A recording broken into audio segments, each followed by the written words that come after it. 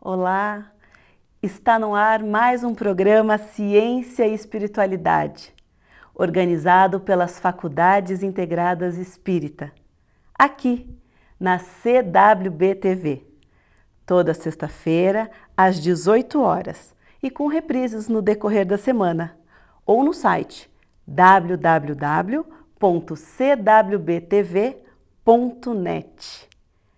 Hoje vamos falar sobre como os livros, podem trazer para a gente informações, vivências, espiritualidade, de um povo de muitos anos atrás. Como será que isso acontece? Logo, logo vamos conversar. E continua o vestibular agendado da Unibem. Você pode entrar em contato pelo telefone 3155-7102. Temos os cursos de Fisioterapia, Geografia, História, Nutrição, Naturoterapia, Yoga e também temos o curso livre de Parapsicologia. Também temos os cursos de pós-graduação nas áreas de Educação, Ambiental, Saúde e Social, pelo telefone 3155-7107. E se você tiver elogios, críticas ou sugestões, mande um e-mail para o programa ciência2espiritualidade@gmail.com. Bom, hoje eu tenho o prazer de receber uma pessoa que é muito cara para todos nós das Faculdades Integradas Espírita, que tem muito conhecimento para divulgar para o mundo todo. E ele vai estar aqui hoje para falar com a gente sobre um assunto, por dois assuntos, dois livros muito interessantes. Eu tenho aqui o querido professor Carlos Alberto Tinoco, ele é engenheiro civil, mestre em educação, doutor em história, professor universitário, escritor e conferencista. Olá, professor. É um prazer tê-lo novamente com a gente. O senhor sempre super bem-vindo. Obrigado, Célia. Eu sou muito grato a você por ter feito o convite, você e a Márcia. E é uma alegria muito grande para mim poder participar deste programa. A alegria é toda nossa, Obrigado. E de todas as pessoas que vão ter o prazer de ouvir a sua fala. Bom, o professor veio hoje aqui com com duas notícias, né, vamos dizer assim, muito especiais, né? Que são os 2 livros, né? A Grande Upanishad da Floresta e Poltergeist. Hoje vamos conversar, né, sobre os 2 livros. Vamos começar pela Grande Upanishad da Floresta, né? E o professor vai contar para a gente o que se trata, né? O professor poderia contar para a gente assim um pouco o que são as Upanishads? Muito bem, Célia. A palavra Upanishad é uma palavra sânscrita e é feminina, não se deve dizer os Upanishads, sim as. É uma palavra formada pela junção de 3 outras, que é Upa, mais Ni, mais Shad, cuja tradução seria aproximadamente a seguinte: sentar-se próximo com humildade para ouvir. Numa referência aos discípulos da antiga Índia, que sentavam-se próximo ao mestre, num plano ligeiramente inferior, para ouvi-lo. Então a palavra Upanishad significa isso. Muito, muito bom, muito bonito, né? E assim, de que assunto exatamente tratam as Upanishads? Muito bem, Célia. As Upanishads tratam de vários assuntos. Primeiramente, elas tratam da relação que existe entre a parte mais profunda do ser humano, que não é o seu inconsciente, mas é algo que está muito além disso, que os sábios da Índia chamavam de Atman, e da relação disso com o absoluto Brahman. E tratam de outras coisas, das energias vitais, tratam dos chamados pranas, né? Tratam do absoluto Brahman, das suas propriedades, das suas qualidades, dos seus atributos. Enfim, é muito difícil falar resumidamente de que tratam as Upanishads.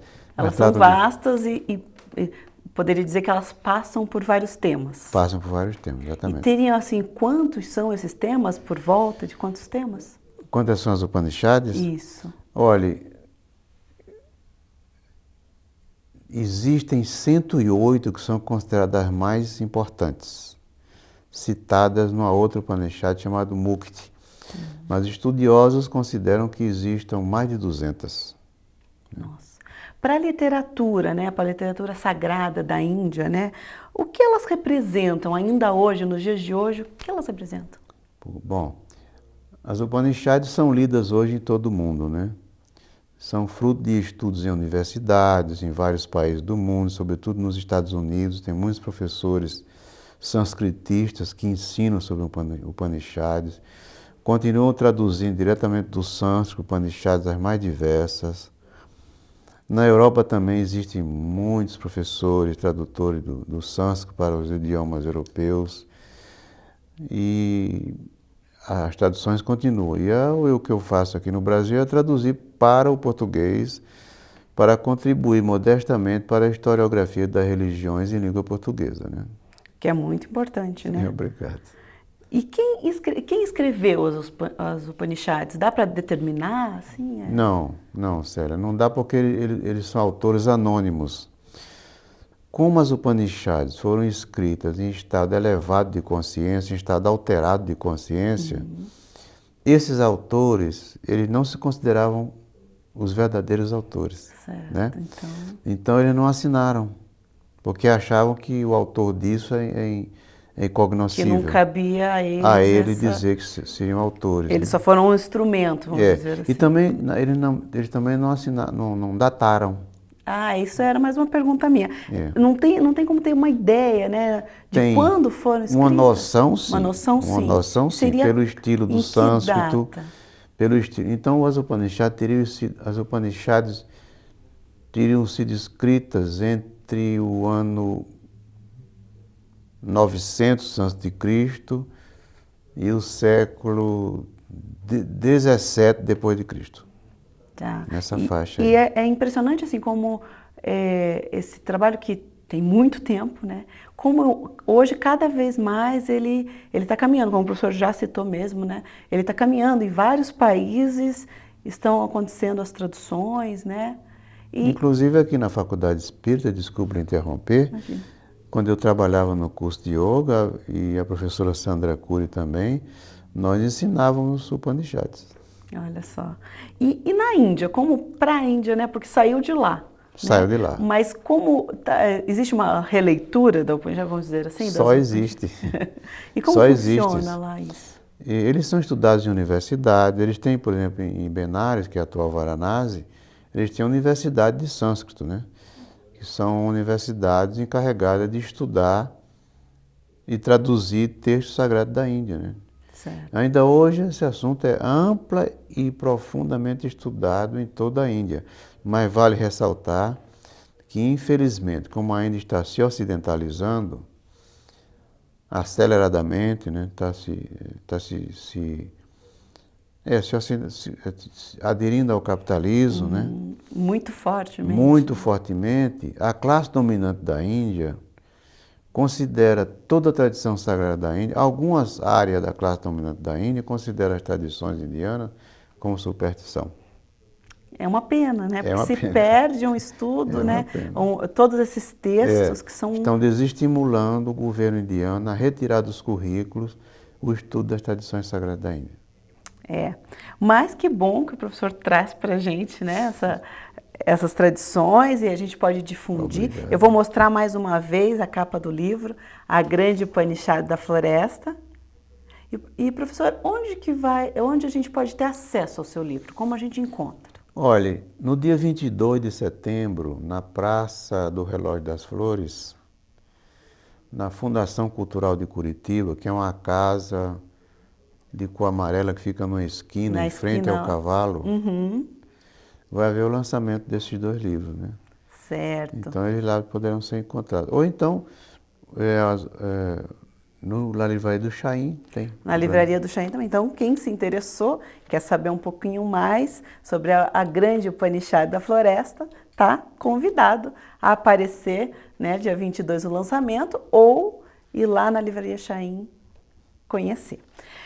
Eu estou passando, embora tenha muitas perguntas sobre Upanishads, né, mas temos mais um assunto que também é polêmico, as pessoas gostam de falar sobre, às vezes até de uma maneira meio distorcida, e o professor Tinoco tem o livro, né? Também está lançando o livro, Poltergeist, que também é um assunto muito falado, né? A gente ouve falar demais, a palavra, pelo menos, é muito conhecida, né? A fundo, Poltergeist, né, talvez não seja tanto, mas a palavra as pessoas usam muito, né? E eu queria que o professor falasse um pouquinho sobre o livro, de modo geral. Esse livro eu escrevi em parceria com um amigo da Paraíba, o professor Carlos Antônio Fragoso Guimarães. Então somos nós os autores. A palavra Poltergeist é de origem alemã, é formada pela junção de Polter mais Geist, que traduzindo seria espírito brincalhão, né? A quem antigamente atribuíam como causa dos poltergeists. E assim, quem provoca, o que provoca os poltergeists? Boa pergunta. Isso é uma questão que atravessa toda a história da parapsicologia e as opiniões se dividem, né?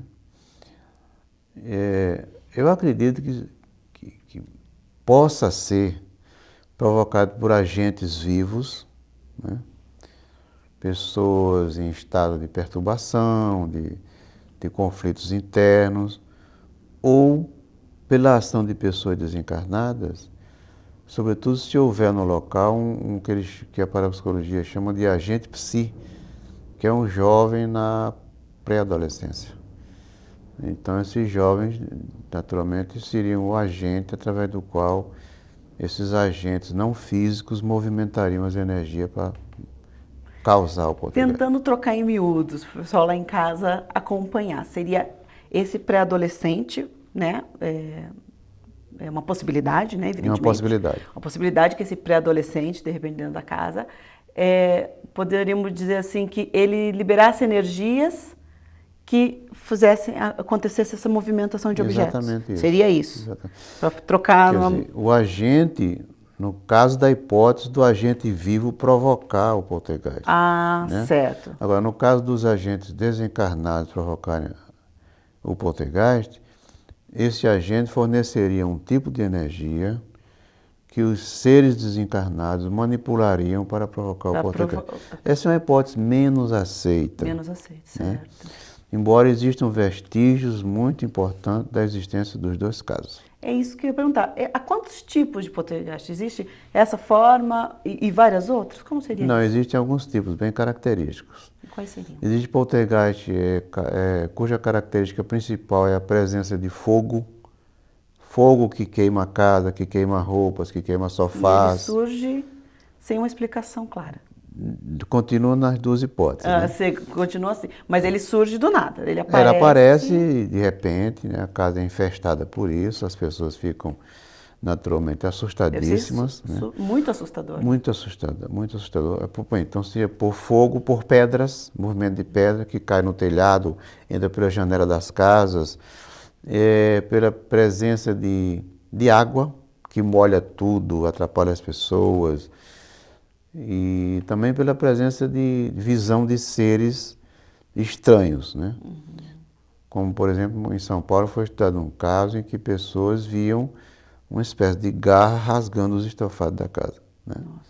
Então as causas, quer dizer, são muito discutidas. Né? Uhum. E assim, eles estão associados mais a quê? Né? Pois é, eles estão associados a esse agente. Quando você retira o agente, quando se descobre quem é o agente, se você o retira da casa, o poltergeist vai declinando. Ah, ele para de acontecer, Ele tende a parar de acontecer vai se se você tirar. extinguindo e para. Então, se houver alguma suspeita que for, de repente, esse adolescente,